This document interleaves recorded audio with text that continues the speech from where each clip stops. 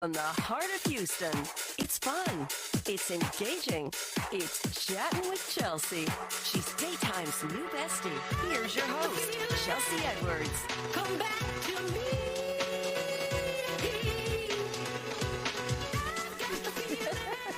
Hey, besties. Welcome to another episode of Chattin' with Chelsea. I'm your girl, Chelsea Edwards. We have a dynamic new bestie joining us on the show today. I can't wait for you to meet her.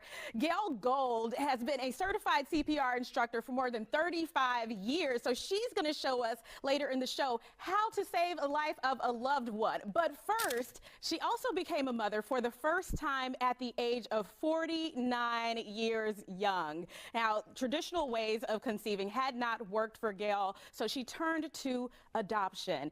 Here to share her journey and also offer advice if adoption is something you are considering, Gail Gould joining Chattin' with Chelsea. Thank you so much for coming. Thank you for having me, Chelsea. Oh my goodness. So did you think that you were going to be a mother when you were much younger, like in your 20s? I did not. I did not. I grew up as a teenager and I was not thinking about having kids. I was riding my horse, I was laying out of the pool, I was hanging out with my friends, and honestly, just having kids was the last thing that I was thinking about. Better things to do, gotcha. I was just having a fun time.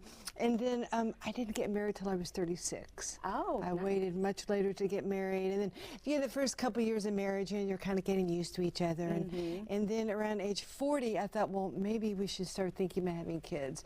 And we started having trouble getting pregnant. So I went to my doctor, who was also a friend of mine, and had some routine tests and found out that not only was my age making me high risk, I had this thing called a bicornuate uterus. What is that? What it is a normal uterus looks like this with one horn. My uterus had two horns. One side wasn't even large enough to carry a baby to full term. So, Oh, wow. So my doctor was also a friend of mine. He was like, "Are you sure you want to get pregnant? You're already 41 years old. Yeah. It's going to be high risk. We don't, surgery would make it even more." So after a couple months, we decided, okay, we won't have a child. We'll just go childless. And that just didn't sit well with me. And said, Chelsea, this is kind of an unusual habit I have.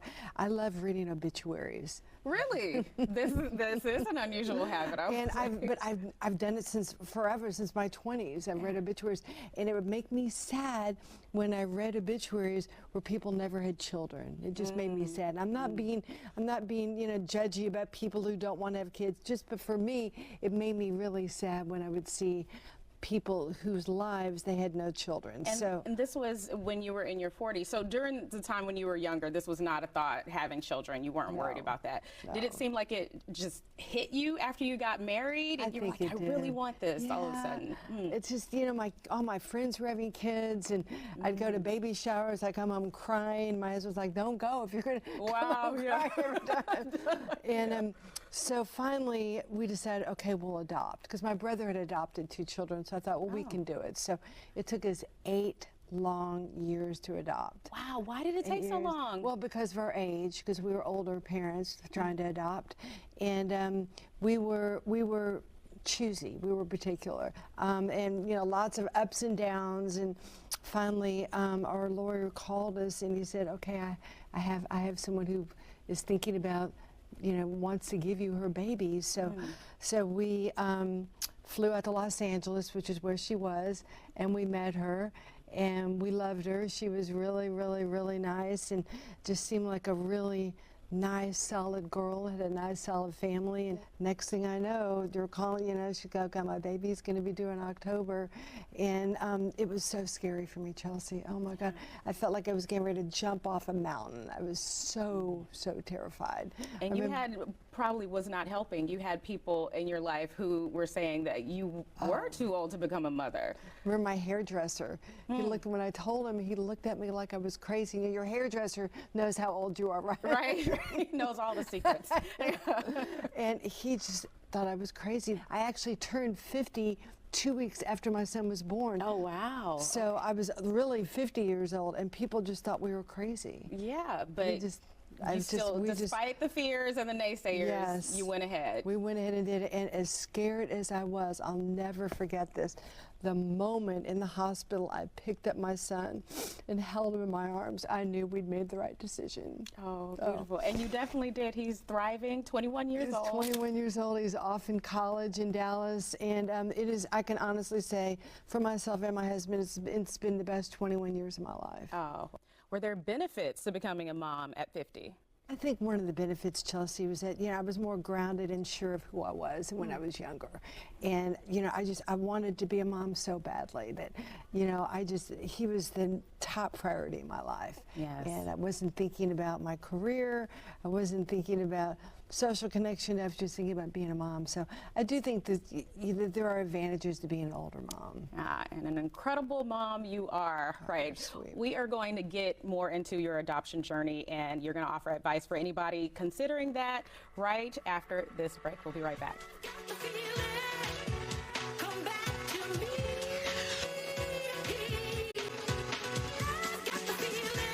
We're back with Gail Gould. Now, you mentioned that it took 8 years because of your age. Was that for a particular reason? Was there more paperwork to deal with? Well, a lot of agencies, for instance, Edna Gladney, which is a large adoption agency in Fort Worth, Texas, will not accept you if your combined age is over 80. At least it was 21 years ago, that's what it was. And how old was your husband at the time? My husband was 46. Okay, so you both were trying to get an adoption through agencies. Did any agencies work with you? Some of them would, but we were really cautious. Mm-hmm. We really tried to tread lightly. We were cautious. We investigated everybody that we were considering hiring, and but a lot of the large agencies will not work with you if you're older. Wow. If your combined age is older than like 80. So we, someone told us about a facilitator. So this facilitator came from California, and we started working with her. And basically what you do, Chelsea, is you create an adoption book. So I got my glue gun and my little iron out, and I created these cute little books about my husband and I and our life. And they give these books to the birth moms, and the birth moms flip through the books and go, oh, that looks like a fun family. I think I'm going to give my baby to them. So I created lots and lots of books, and it was a lot of fun. What was the response from the birth moms? Well, one of the birth moms didn't like the color of my book. Wow. Okay. All right. It's the little things, apparently. It was the little things. Another mom, came down between us and another family, and she decided to choose the other family because the father was a movie producer. Wow. And she thought it'd be fun for her child to travel around the world with the movie producer. So we just kept trucking along, and finally we decided to switch from the adoption facilitator to an adoption lawyer in California. Okay. Initially, we contacted this lawyer, and it was too exorbitantly expensive. But some laws changed in California, like 7 years into the adoption process, the adoption journey.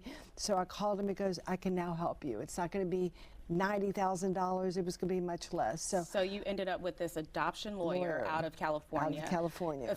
Connecting you with the mother of your son. Yes. And once we signed up with him, it happened so fast. Oh, wow. It happened. I mean, I remember I was working, I was teaching a CPR class, I got a phone call, and I was like, oh my God. How do people find adoption lawyers? Because the business can be tricky. I found this lawyer in California, Chelsea. My brother had adopted 2 children through this lawyer, so that's why we spoke with him. But there are adoption lawyers in Texas, but usually have to go outside of Texas to adopt, as we did. Do you have any warnings for people getting into the process when looking for people to help with their adoptions? Investigate them, research them, make certain, because the adoption business is kind of a dirty business, so you really have to know what you're getting into. And so my husband is a lawyer. He's he's like an investigator, and we investigated everybody who we were thinking about doing business with. You really want to be careful. Final advice for anyone getting into this process? If you really want to adopt a baby, don't give up. I can read back on my journal several times. I'm going, I'm giving up. This is too hard, and I just kept going. Just don't give up. Don't give up, no matter what your age. All right. Don't give up. Don't give up. Okay. We're gonna not give up on you because you got more to show us. You're gonna teach us how to do CPR right after this break. We'll be right back.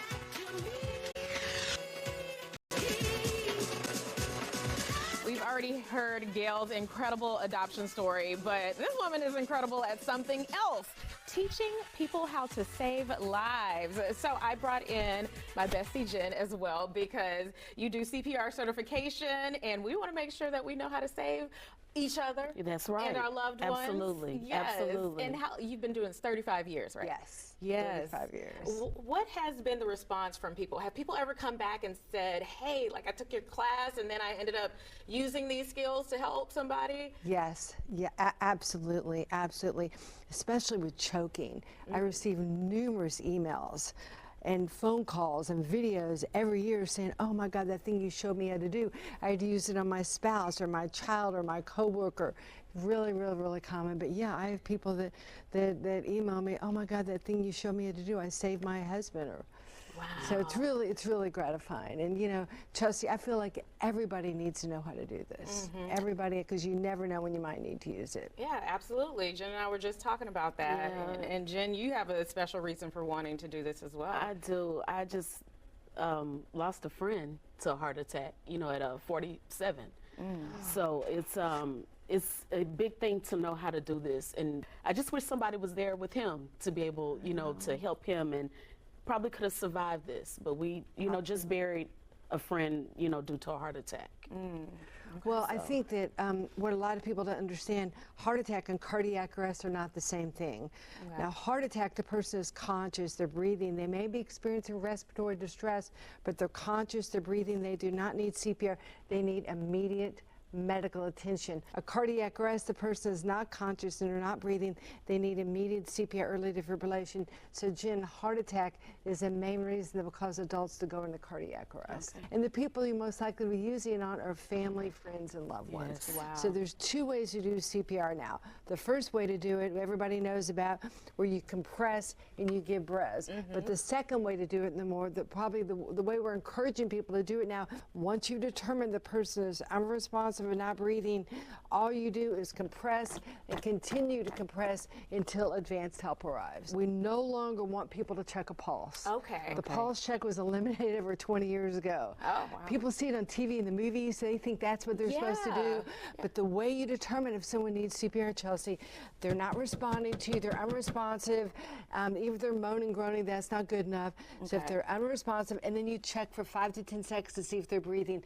They're not breathing normally, not breathing at all, they need CPR. Okay. So let's try this. Everybody take one arm out front, take the other arm on top, stack one hand right on top of another, interlock your fingers, stand up on your knees, place the heel of your bottom hand directly in between the two nipples, and then just push about 2 inches deep. Push hard and fast. A little bit faster. Oh, you guys all look perfect. That's excellent. And this is all you do. And what you're doing, you're literally shunting blood up to the brain, trying to keep the heart, brain, and lungs alive until advanced help arrives. All right, you can go ahead and stop, and we'll take it from the top. Okay. So, and how long are we doing this? You just do as it long as until EMS arrives or until someone else takes over. And there are no breaks since we're not doing mouth to mouth. Correct. Just keep on going. Okay, this is another reason to stay in shape. I know you do. Right. All right, so shake and shout your victim. Go, hey, wake up. Hey, and they're not responding to you. So you're going to point at someone. You're going to go call 911 to get the AED. Then just check for their breathing. 5 to 10 seconds, look down their chest, and if they're gasping or they're gurgling or they're not breathing at all, they need CPR. So put the heel of your bottom hand right between the two nipples on the vertical axis and push.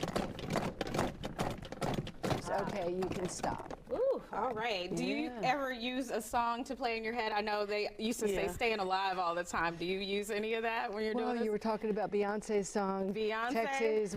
Hold 'em, Texas Hold'em, which is good, because that's a good beat, right? Yeah. Okay, Jen, how's it go? This ain't Texas. Ain't no Hold'em.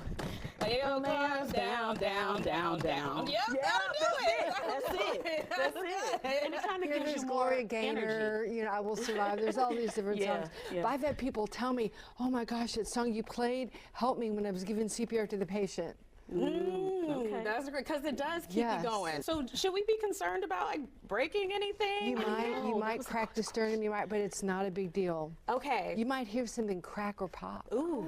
And your hands may feel like they're sinking. And we like to give people a heads up, because otherwise they hear something crack or pop, they go, oh no, I'm hurting the victim, and they stop. You just keep going. And if you interview people who receive CPR, they'll tell you they feel like they've been in a bar fight. Oh wow, because they feel a they're little using beat all up. their might. Yeah. For so long. Yeah, Oh my goodness. and then this defibrillator plays a very important role. Very important role. So explain what that is. This is an automated external defibrillator, and what it will do, it will hopefully shock the person's heart back into a normal sinus rhythm. When your heart goes into an abnormal arrhythmia, CPR is not going to bring it back. The only thing that will bring it back is this AED.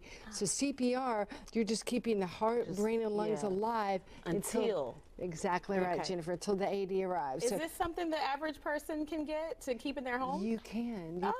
Do I think people need to have these in their homes? Not necessarily. I think people need to practice heart healthy habits. Do I think these need to be in place with those large gatherings of people? Absolutely. They're pretty much everywhere, and the reason is you can't expect EMS to arrive in the first 3 to 5 minutes, and that's really what the person needs in order to survive. So, and those batteries on there, they have to be checked, inspected, make sure that it's a 5-year lithium battery. working. Yes, you got to make certain that the battery's not dead, because sometimes that would be horrible. Yes, and that's happened, where the battery was dead, and unfortunately people died. So, really, they really need to be as plentiful, Chelsea, as fire extinguishers. Oh wow, wow. They really do. But if you decide you want one for your home, you can buy one online at Costco. Oh really? Okay, good to know. We must have memberships. Okay, we can do that. How much do they average? I think the Philips Heart Start, I think, is $1,600 at Costco. If we do have one person doing CPR, another person calling 911, maybe there's another person who can go grab that if there's one available. How do we actually use it? How does it work? All right. Well, basically, they're so easy. You just turn it on. You cut all the clothes up from the navel up. Apply pads to patient's bare chest. And then you just apply the pads. Plug in pad And these pads, you see, have connect to diagrams. flashing light. So it shows you exactly where to place it. And it talks you through it. Yes, it talks you right through it. Appreciate it. And then this one, you see, it's got a red Apply arrow. pads. It's showing me Plug right in where to. connector. That's telling me plug-in connector. So I'm going to plug it in. Okay, on the side there. Excellent. Okay. Analyzing heart rhythm. And how long Do does not touch is the it really patient. quick? It's going to come up here in just one Because second. I feel like it'll feel like an eternity when you've been doing CPR, and then Charging. you're just hoping to save a life Stay at this point. clear of patient. So I'm going to say, I'm clear, you're clear, we're all clear. Deliver shock now. I'm going to press the the shock shock button, and their delivered. body will kind of jolt up just like you Pause. see on TV. Oh wow. If Okay. needed, begin All right. CPR. So if needed, you'll go back to Yes. CPR. So if he's still not breathing, the first shock didn't work. So now I'm going to give him CPR, and I'm going to do this for 2 minutes. And then in 2 minutes, Chelsea, the machine's going to come back on. It's going to tell me, do not touch patient, reanalyze the patient. It might shock him a second time. Oh, so the machine is doing all the timing. You don't have to worry. It'll let you know it's time to. Okay. All you have to figure out is if they smart. need an AED placed on them. How do you know if somebody needs an AED attached to them? They're unresponsive and not breathing. They're in cardiac arrest. So once it's on them, it's going to tell you what to do. Okay. All right. Incredible. Okay. Let's get to saving more lives. The choking. What do we do if we notice that somebody is choking? Well, the important thing to know about choking, if somebody is forcefully coughing, they can speak or they can breathe, they are not choking. Somebody is coughing forcefully, they are not choking. Really important to know with little kids. It's when they stop coughing or they give you a weak, ineffective cough, they have high-pitched crowing noises that sound like this. They can't speak very well. They can't speak at all. They start turning blue in the lips and elbows. So the older child may give you this, which is a universal distress signal. Then you know that person has a foreign body obstructing their airway, otherwise known as choking. This is what you do. So everybody make a fist. Place your thumb inside the fist. Place the thumb knuckle right above your belly button. Place the other hand on top and give inward upward thrust. In and up, almost like you're trying the Nike swoosh. Okay. And this is any age? This is 1 and up. One and up, year and okay. up. So what you can do is you can grab your mannequin here and ask the mannequin Are you choking? Can I help you? And if he says, yes, I'm choking, if he can talk to you, he's not choking. not If someone choking. can speak, they're not choking. It's when they stop coughing, they're very quiet, making very little noise. Hey, are you choking? He shakes his head, yes. So you kind of lift up your mannequin right above the navel and just in and up. Almost like you're drawing the Nike swoosh on their tummy. So this is what you do to anyone over the age of 1.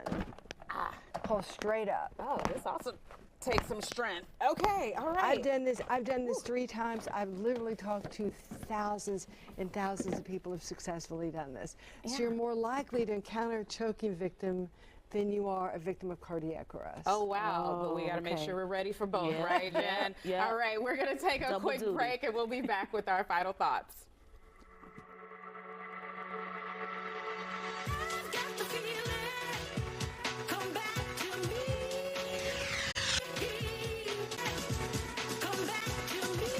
I want to thank Gail and my bestie Jen for joining me for this life-saving class. Now, Gail, you say December 25th is really key. December 25th is the most common day of the year for people to have heart attacks. Wow. I know, isn't it amazing? So it is really important to make sure you're certified. Really important to know what to do. You know, people think of December as this festive, joyful month, and it is, but it's also a stressful time. You know, some people find it very stressful to be around their families. There's financial stress. People are not exercising as much. They're eating more. They're drinking more. And what it can do, it can sort of trigger a hormone called adrenaline, which can potentially put somebody into a heart attack and a cardiac arrest. Okay. So really important that everybody needs to know how to perform CPR and recognize the symptoms. Someone's having some unusual indigestion. They're having heart, chest pain, shortness of breath, weakness, flu-like symptoms. Sit them down, keep them calm, and call 911. Do not drive them to the hospital. Always call 911. Yes, and where can people find out more info on your classes? They can go to my website, which is cprsafetylady.com. Okay, all right. Thank you so much for teaching us. Thank Guys, you can keep up with us at Chelsea Show Fox, and we'll see you on the next Chatting with Chelsea. Stay alive out there, okay? Got the feeling, come back to me.